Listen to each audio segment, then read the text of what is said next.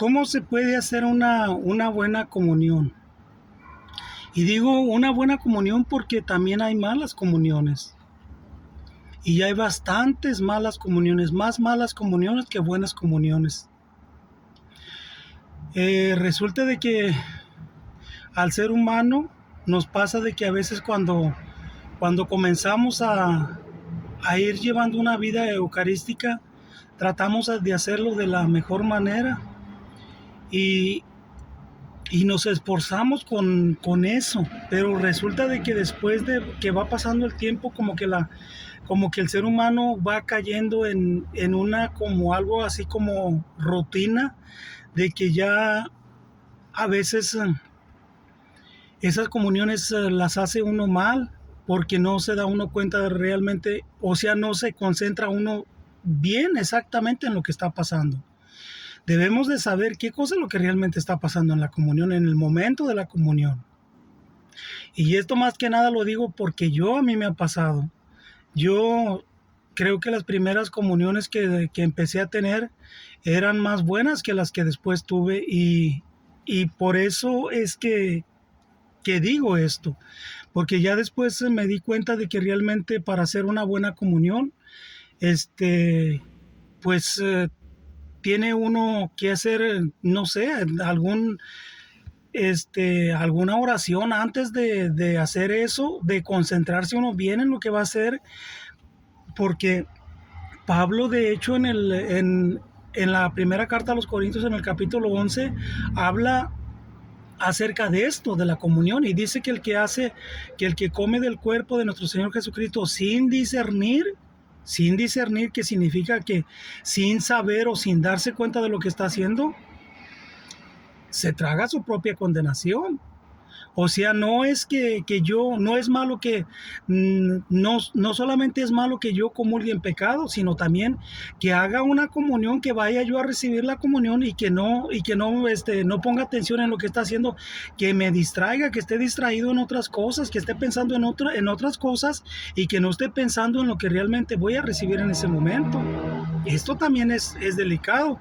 Y, y el enemigo de Dios trabaja mucho en esto. El enemigo de Dios trabaja bastante en estos casos, en ese momento. ¿Para qué? Para que te distraigas, para que no, no tengas una verdadera comunión. ¿Qué significa la comunión, hermanos? ¿Qué significa en realidad ese acto que se hace? Pues Jesucristo nos lo está diciendo claramente, o sea, esto más que nada que quiero mencionar de este versículo es casi como un consejo para que si tú estás pasando por algo así, que te des cuenta de que como que no estás haciendo unas comuniones muy buenas, mm, como que no estás concentrado, no estás pensando en lo que estás haciendo, porque eso es lo que sucede a veces, que nomás vas caminando como, hasta pues, se podría decir como un robot, y recibes la comunión y te regresas a tu lugar, pero no te pones a pensar en lo que acaba de suceder. ¿Qué cosa es lo que acaba de suceder en ese momento? Pues lo que acaba de suceder en ese momento es que tú te has unido a Cristo y que Cristo se ha unido a ti. Esto, hermanos, esto es grande, esto es grandísimo, esto es lo más grande que puede existirle o que le puede pasar a un cristiano, que tú puedas unirte a Cristo y que Cristo se una a ti y que se hagan una sola persona, una sola cosa. Hermanos, esto es lo más grande que existe.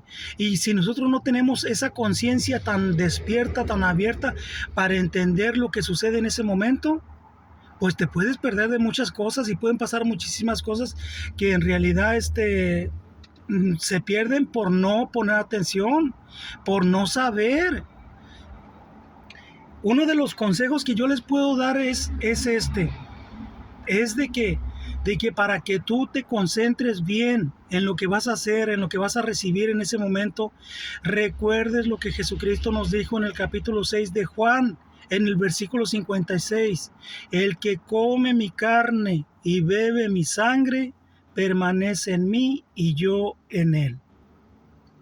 Si tú cada vez que vas a comulgar y sientes como que es muy fácil que te distraigas o como que pienses en otras cosas o como que no te centres en ese momento o lo que va a suceder en ese momento, piensa en esto antes de ir y después, porque el enemigo es muy astuto, el enemigo te puede robar ese, ese momento de la unión.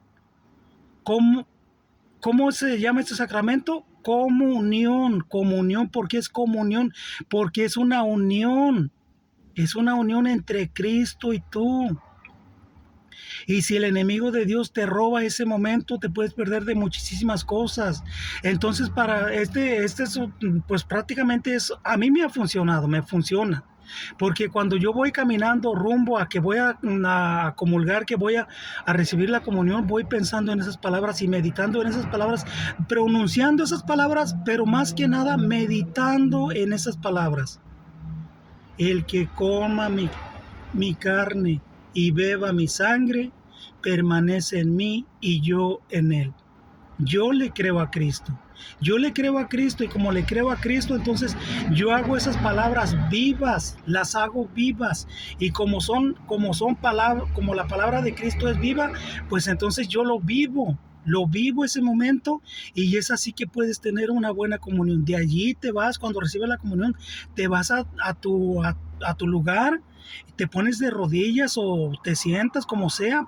Para mí lo normal es ponerse de rodillas y pensar en ese momento. ¿Qué fue lo que hiciste? ¿Qué fue lo que pasó? Y repetir esas palabras de Cristo. El que coma mi cuerpo y beba mi sangre permanece en mí y yo en él. Y así es que puede irsele abriendo esa conciencia y ese momento hacerlo más, o sea, ese momento de la comunión, hacer una mejor comunión.